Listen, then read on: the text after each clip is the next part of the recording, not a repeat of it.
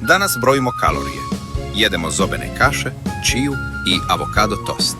Ali nekad je doručak bio jednostavan i bio je zakon. Nije bilo puno filozofije. Temelj svega bila je šnita bijelog kruha. Polubijeli ili štruca, debela barem 2 prsta, a na njoj svinjska mast, snježno bijela, namazana u tankom sloju. I gore crvena mljevena paprika i malo soli. A okus bolji od bilo kojeg skupog namaza danas.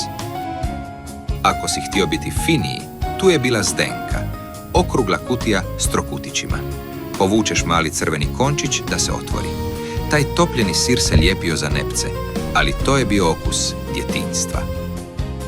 A odmah do nje pašteta, jetrena ili čajna, mazala se na svježi bijeli kruh. To je bio miris bezbrižnosti.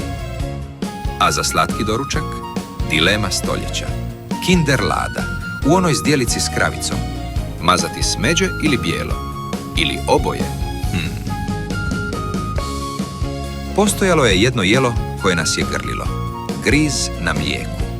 Griz je morao biti gust, zatim Crash Express na taj griz. U onoj legendarnoj crvenoj plastičnoj kutiji s vlakom. Morao si posipati debeli sloj.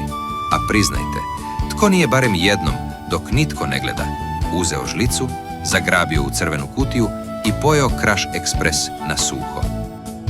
Ili najjednostavnija utjeha, kruh i mlijeko. Natrgaš kruh uz zdjelicu toplog mlijeka, dodaš malo šećera i to je to. Nismo znali što su proteini, ni što su ugljikohidrati.